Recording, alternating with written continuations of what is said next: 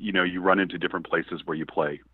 Great stories of going to Memphis and pulling in, and Gigi Allen had played the night before. This was in 1983.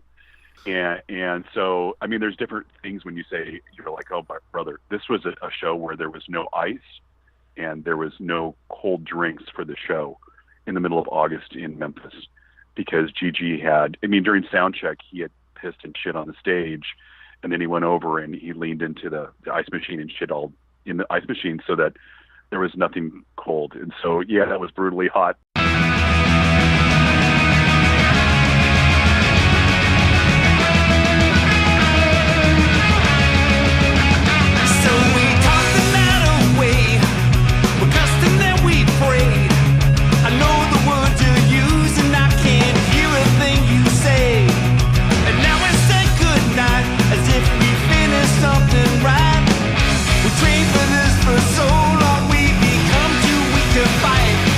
Hello, welcome to 3 Gigs, the podcast that tells the stories of 3 shows that have had a profound effect on a performer's life and career. Their very first show, their worst show, and their best show. I'm your host, Dominic Davey, and today our guest is Kimm Gardner, guitarist for Channel 3.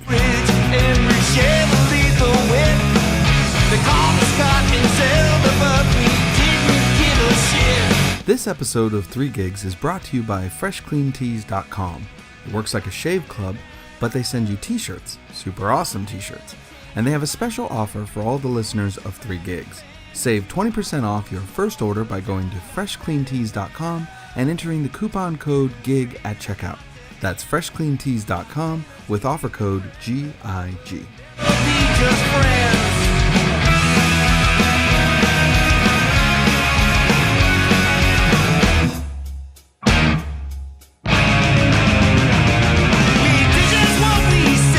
So Channel 3 was formed in 1980 by guitarist Kimm Gardner and his best friend, vocalist and guitarist Mike McGran in the suburban community of Cerritos, located in South Los Angeles, California.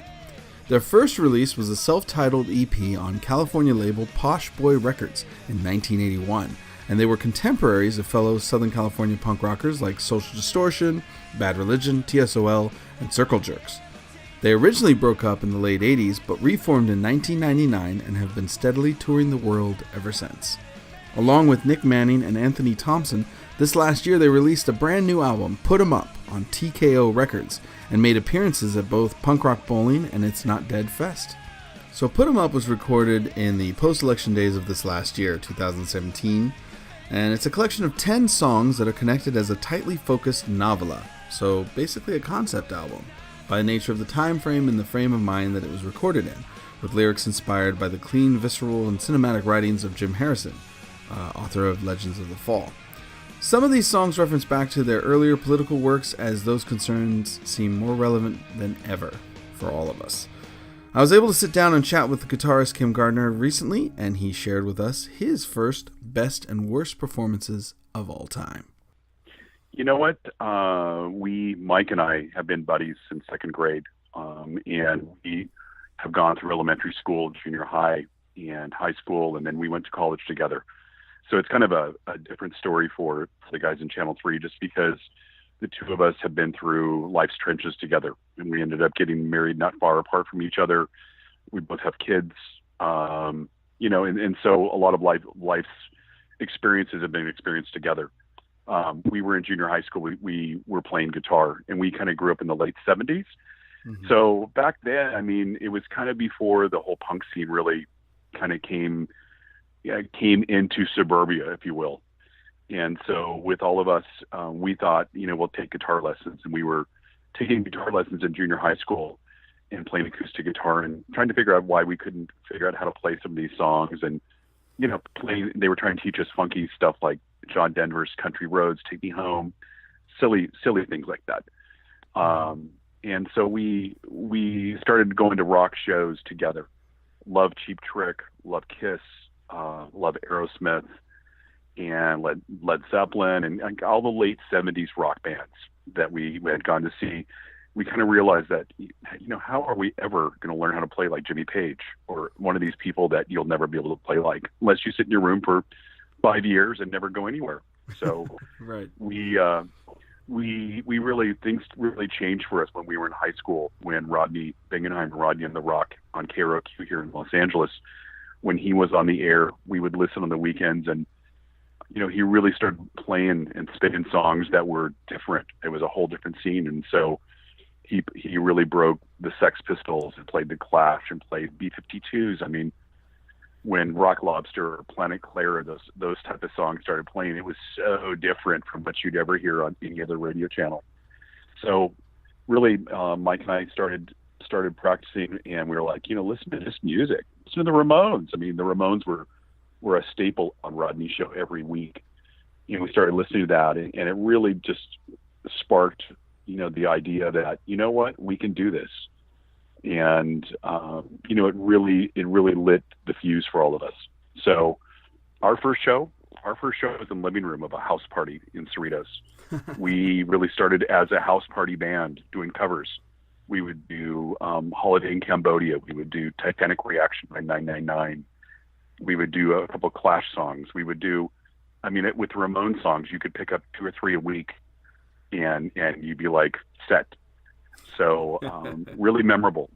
The first song that we ever played was Blitzkrieg Bop. No kidding. And you know what? Blitzkrieg Bop was the first song, and we started and stopped together, and you know what? People clapped. And you know what? I can still hear that, and I can see that in my mind. Good stuff, awesome. Man. Oh, that's amazing. When we really started, it was we really were purely a cover band, and I don't know where all the parents were back in the late 70s and early 80s, but man, every weekend there was house parties, and we kind of were the house party band that would, every weekend people would be like, "Where's the party? Where's the kegger?" So it was a really great time, and in suburbia where we lived, where originally was cow country. It's not like that anymore, but there was areas where there'd be condos or houses, and I don't know how that works, Ben, but there was parents gone every weekend, and so the parties kept growing bigger and bigger until they got so big that the police were coming every week, and there was too many people coming to the shows, and that really led us to playing at the Cuckoo's Nest. But honestly, that first show in that living room, sitting there and playing Blitzkrieg Bop and stopping and having people clap, I can think back and it gives me shivers. I completely understand that, because I once heard a quote from actually Billy Joe of Green Day, and he said that the biggest show Green Day ever played was a sold-out night at Gilman Street. And for me, there was a club here called the Phoenix Theater, which essentially was we were lucky enough in my town, we had this small club that we could all play at, and the guy who ran it would let us do it. It was an all-ages club, so we were really lucky, so we didn't have to rely just on house shows. But the very first time I ever played there, I can, too, still hear the audience clapping and still hearing everybody actually get into it. And I remember the very first mosh pit when people actually moved around and went crazy. I've never forgotten it. So I completely understand what you're talking about when you say you play that show and you could still hear it in your head. So I do, too. Yeah. And again, I think a lot of times you look for that immediate appeal that you had, and the simplicity of how great a feeling it is when people just completely get into something that you're doing. Yeah, it's awesome, and they get it, and it matters to them, and they understand. And you're like, oh my God, this is so awesome! Yeah, it's a real amazing feeling, and it's funny too how house shows, it just hasn't changed. Right now, I talk to kids now, and more than ever, all ages shows happen at house shows more than not. And I don't know where everybody's going all the time, but good on them that you guys got. I never had my house. My house is never empty. I could never throw a house show. My parents never left. Yeah, well, that's the craziest thing is that now that I'm a parent, I'm like, we're never leaving. We are never leaving because I know what happens. Yeah, sure, no way. That's amazing. And it's funny. So true. It's funny how, like I said, it's funny how little things have changed in all the time, because like I said, I've talked to quite a few bands, even really recent bands that have started just recently, whose first show was very recently at a house shows, and that's how they were doing it. Very similar to you. So that's awesome. So So somewhere along, so obviously you caught the bug from those shows, and at somewhere along the line, you guys decided to write original songs and kind of morph it into something. Probably about the time the house shows were getting a little too crazy. You know what? We really had started, and really the first songs that you write are really straight rip-offs. I mean, you can sit down and I could tell you exactly where the songs came from. But I mean that's how everybody learns. You know, you learn by imitating others, and you learn by learning how to play something. You go, oh, I like this lick. I'll take this and apply this. What if I do this like this way? And so, imitation is the biggest form of flattery, and you got to believe that, Yeah. So, yeah, we started, and not everything was good. And the craziest thing is that we started, and really we were part of a wave almost in Southern California of a lot of bands starting at the same time. And I think a lot of it, we always go back to Rodney and the Rock. That Rodney inspired so many of us and so many of our friends. I mean, we're still close friends with, so many of the bands we played with, whether it be the Adolescents or Agent Orange or TSOL, or, there's just a lot of people that are still out there, and we're all still friends, still playing. And we were all kind of inspired at that same time to kind of ignite and just start writing music. And we all were catching that wave of getting out and playing, which, for us, it was like we went and played the Cuckoo's Nest. They landed us a show at the Cuckoo's Nest, and we didn't even have like a full set of all originals. So I think when we played the Cuckoo's Nest, if I'm not mistaken, there probably was a cover or two sprinkled in there. And, the thing about that is that as we kept writing newer things, we had done a demo tape, and the demo tape had 5 songs on it, and we submitted that to Robbie Fields, the guy that did the Rodney and the Rock records. And, he called and he came down and he watched us and at practice at Mike's mom's house in the garage. It was crazy. I mean, Mike's mom made dinner for us when we practiced. And so he came down and he wanted to sign us right after that. And we really only had like 5 originals at that time. So, again, we were really young to be able to do all of that. We were really fortunate that somebody came along and we were part of a scene that was just growing, and man, it was like wildfire. I'm a little envious just how many bands from when you started survived. How many of you guys are all still playing, and you still have your bands, and your bands have made such an impression and an impact on so many people.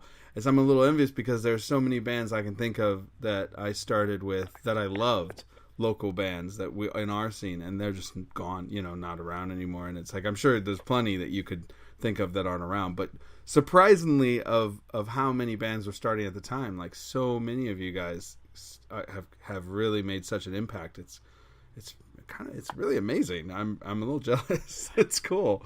Yeah, no, and I really feel fortunate because we've looked and you look at like in the 80s when all the hair metal bands got big, and there are still hair metal bands that are out playing, but I just proportionally it seems like there's more punk bands and more punk people that are still out doing what they do now than some other music genres.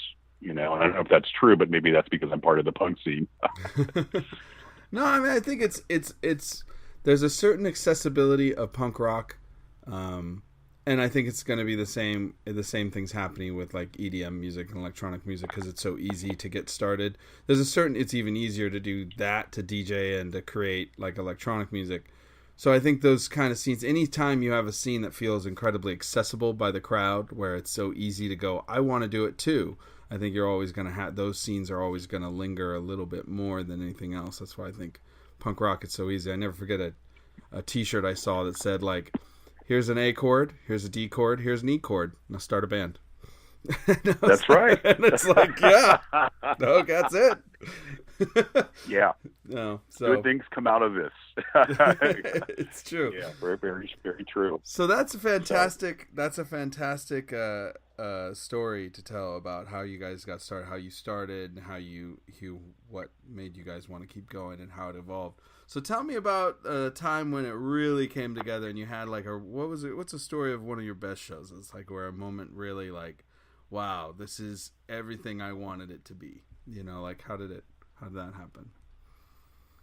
We we were fortunate that we started being able to play a lot and started attracting people to the shows. And we put out an album in 1982 called Fear of Life, and it got good reviews. And I mean, we were like, how do you get a big review in the LA Times? I mean, we did. It was more of like, this is all crazy, because Mike and I both were like, we were just driven to do stuff, and it was interesting that people were really jumping on board. So for us, I think that one of the first early shows that really cemented for us is when we got to headline the Whiskey A Go Go. Sunset Strip was always a big place. I mean, Mike and I we had gone to the Whiskey A Go Go to see Van Halen before they got signed to their first album. We saw Cheap Trick there. I've seen so many bands at the Whiskey A Go Go. We went and saw X back there in like 1979. Wow. And really, I mean, there's been so many great shows over the years. Not so much anymore, but the Whiskey was like such a great place to say, man, this is a really great room. Mm-hmm. Part of the problem I think that you had back then also was you couldn't get booked in on clubs all around the country. Right. So, and we really found that by when we started touring. We were in the early 80s. We were one of the early bands that really got on the road and went out there to find shows. And once you got out of LA and San Francisco, you really realized that there wasn't a lot of places that would let you play. Right. So I think, going back to it, when we played the Whiskey A Go Go and headlined there, that was a big deal. And just to give you a flavor, our drummer at the time didn't have a clue, and he goes, "Oh wow, that's the place by Tommy Burgers." and we were like, "Are you freaking kidding me, man?" You're like, "Yes." Is that your your view of how this is going to be a great gig? You can have a Tommy hamburger afterwards. So yeah, but it mattered to us. yeah. No, it's just kind of like, yes, it is that place next to Tommy's Burger. Like, okay, but I guess everybody has a different path to how they get there. But that's really funny. That must have been a hilarious moment of like, wow, all right, yeah, that's absolutely. So cool. Yeah, Whiskey A Go Go. It's still a great room. I'm a little saddened that it doesn't quite have the same weight it once did, and I'm not exactly sure why. I mean, probably just because there's so many more places to play. Back when it was really established, like you said, it was the most accessible place. But it is a fun room, and that's cool. It was just a really great crowd for you guys. You felt like the show. It was kind of a mix of the accomplishment and then like how the show went. Yeah, I think that actually, I think as I think back, they ended up doing two shows because there was enough people that they did two shows that night, which was great.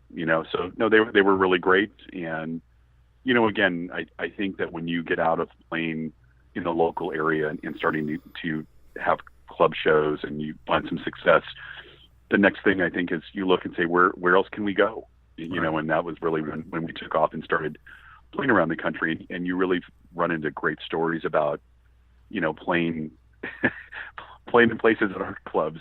Yeah. Oh, yeah. Oh, I know too well.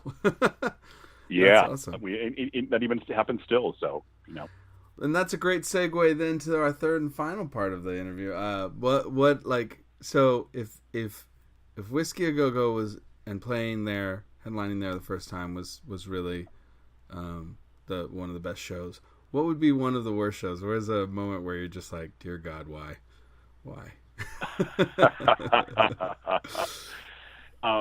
You know what? I think there's a couple different levels to come on to when you start going why, and some of them are when you're when you go on the road and you're gone for long periods of time. So we were. We broke up in the late 80s and we got back together in 1999. We've been playing ever since. So, you run into different places where you play. Great stories of going to Memphis and pulling in, and Gigi Allen had played the night before. This was in 1983. And Gigi had shit in the ice machine. And this was like in August in Memphis. No.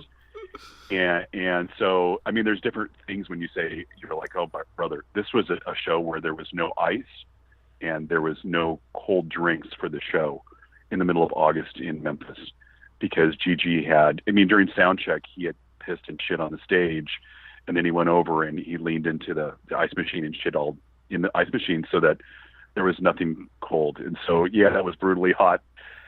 Great story. Wow. That kind of a story. Other than that, once you run into where everybody's just been on the road too long, Yeah. stories, and some of those cities have been.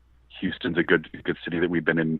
Didn't have good shows. I mean, really, in general, there's not as many bad ones that I can even think of.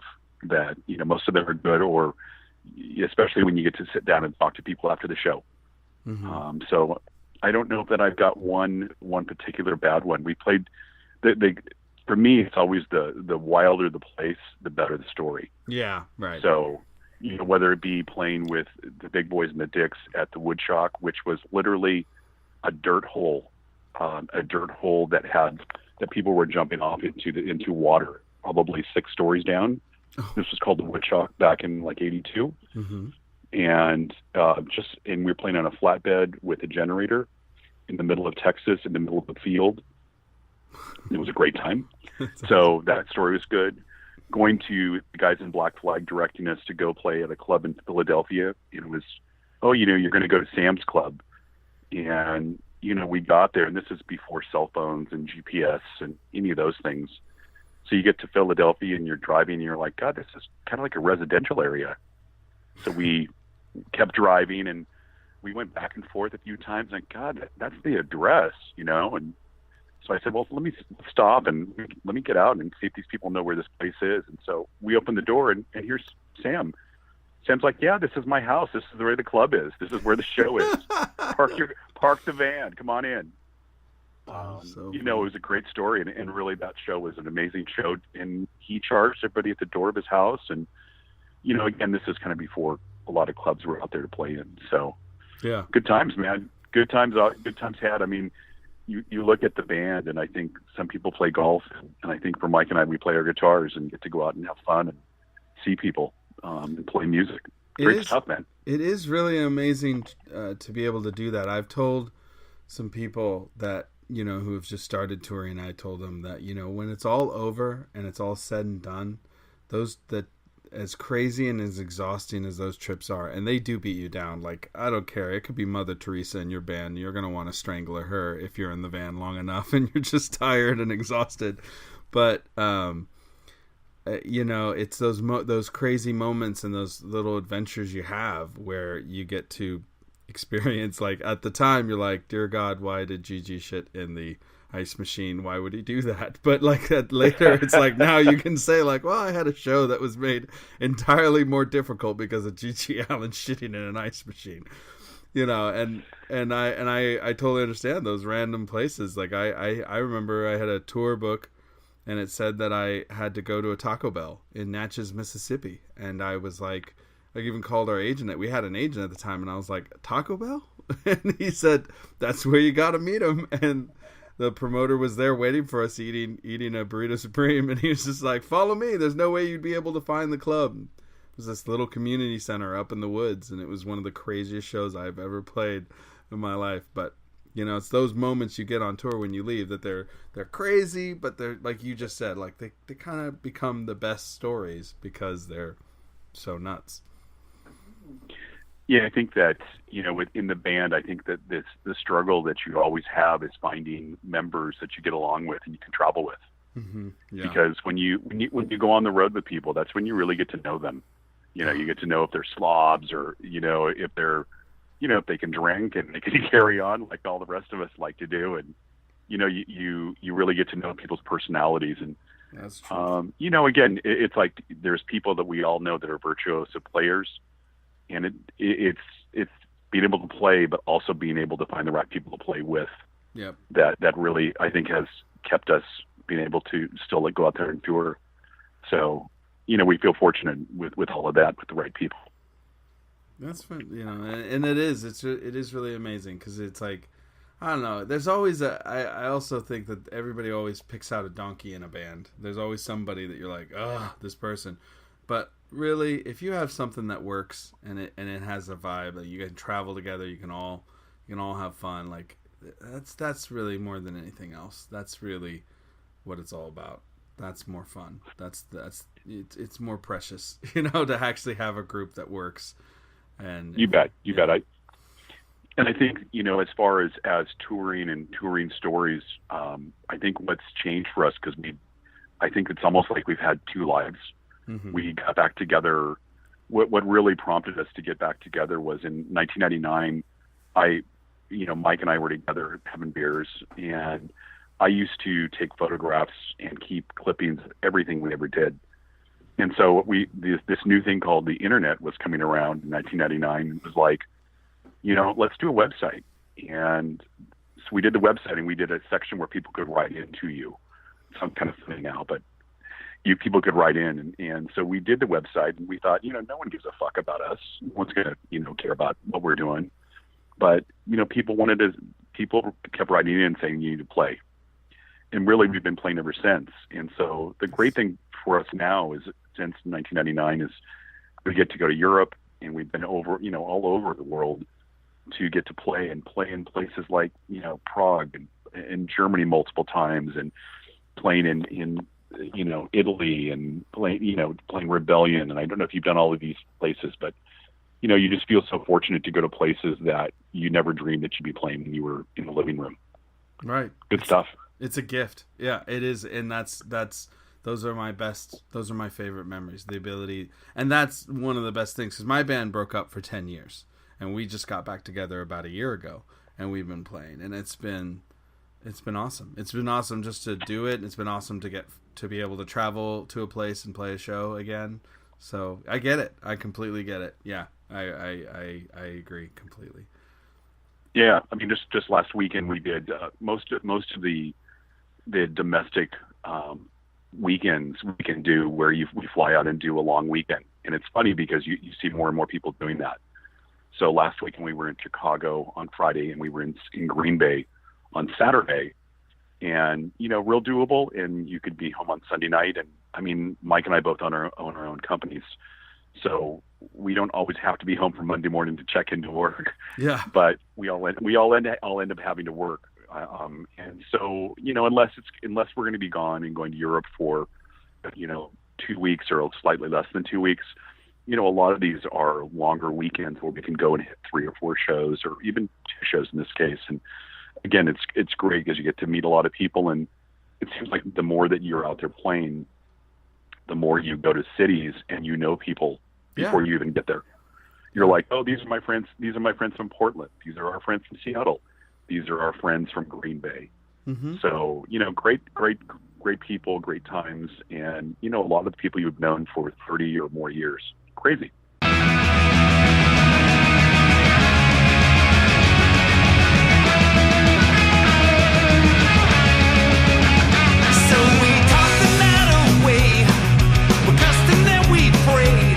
You've been listening to Kimm Gardner, guitarist for the band Channel 3. If you want to find out more about Channel 3, you can check them out at their website, CHTHREE.com, or on their Facebook page at facebook.com/CH3band. You can pick up their brand new album in stores now, Put 'Em Up, out on TKO Records. I hope you enjoyed today's episode. You can find out more about our show and all of our guests at 3gigspodcast.com. Check it out. We include live footage of all of our guests, and you can follow us on social media by searching 3 Gigs Podcast on your favorite platform. Chances are we're there. If you're using an iPhone or iTunes, please take a moment to give us a good review on the show at our iTunes page. Just look us up on iTunes, called 3 Gigs Podcast. It's a huge help for me to reach new listeners, and I really appreciate it. It means a lot to me. The response to the show has absolutely floored me, and I can't thank all of you enough, but I'm going to keep trying, so thank you again. Our theme song for this episode was Not That It Matters by Channel 3 from the brand new album Put 'Em Up off of TKO Records, in stores now. Thank you so much, everyone, for tuning in. We'll see you next week. My name is Dominic Davey. This has been 3 Gigs, and we'll see you next time. We started our own drama, but we started to the end. We had a perfect day, then we threw it all away. We used the bomb as insults, now there's nothing left to say.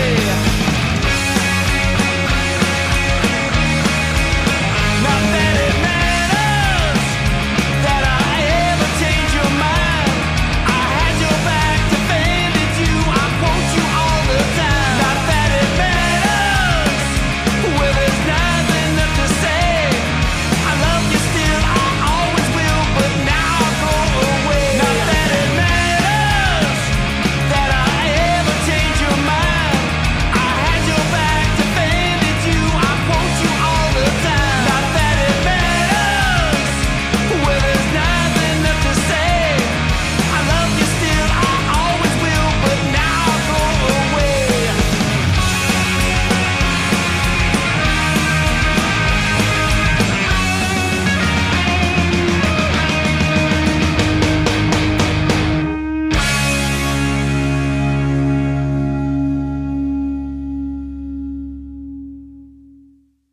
If you listen to this podcast, chances are you like music, and if you like music, you probably wear a lot of t-shirts, or at the very least know someone who does.